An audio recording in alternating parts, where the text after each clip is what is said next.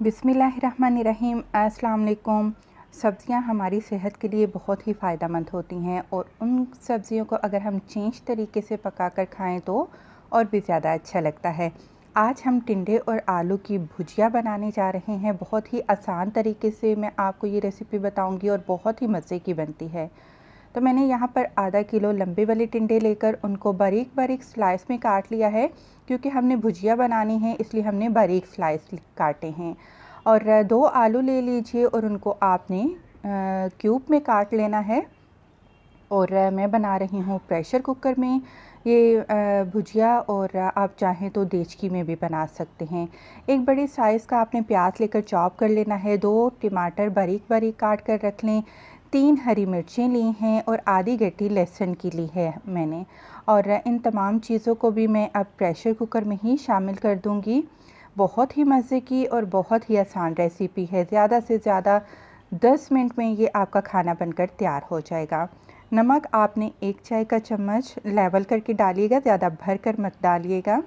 और 1 चाय का चम्मच से थोड़ी सी कम मैंने लाल मिर्च का पाउडर लिया है, क्योंकि हरी मिर्चें भी शामिल कर रही हूँ तो ज़्यादा स्पाइसी नहीं मैं बना रही, तो बच्चे बड़े सब शौक़ से खाएंगे। थोड़ी सी हल्दी डाल दी है और आधा गिलास आप देख सकते हैं मैंने पानी का लिया है और पानी में सब्ज़ी में शामिल कर दूँगी।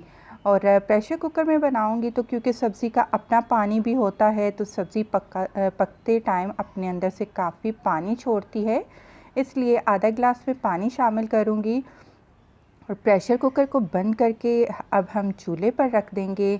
और जब विसल स्टार्ट होगी तो पूरे 5 मिनट के बाद आपने चूल्हा बंद कर देना है। दरमियानी आंच पर पकाइएगा, बहुत ज़्यादा तेज़ आंच पर मत पकाइएगा। पूरे 5 मिनट के बाद अल्हम्दुलिल्लाह सब्ज़ी बहुत अच्छे तरीके से गल चुकी है। आप देख सकते हैं आलू और ये टिंडे बहुत अच्छी तरह गल चुके हैं। अब रह गया है जो थोड़ा बहुत पानी, तो चूल्हा जला लेते हैं और इस पानी को भी अब हमने खुश्क कर देना है, क्योंकि भुजिया में पानी बिल्कुल भी नहीं होता मॉइस्चर। अब हम इसमें तेल शामिल करेंगे, तकरीबन आधा कप मैंने इसमें तेल डाल दिया है। और बस अब हमने बहुत ही अच्छी तरह से इस भुजिया को हमने भून लेना है। जितना अच्छा आप इस भुजिया को भूनेंगे उतने ही मज़े का ये टिंडे और आलू का सालन बनकर आपका तैयार हो जाएगा। तो आपने याद रहे पानी बिल्कुल भी शामिल नहीं करना, बस लगातार वक्फे वक्फे से चम्मच हिलाते जाएं और अच्छे से इसको भून लें।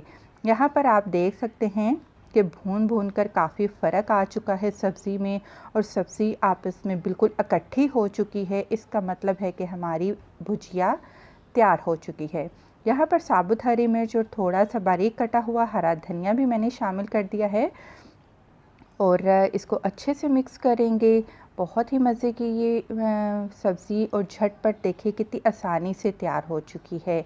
और आप इसको बनाइए और चपाती के साथ इसको सर्व कीजिए।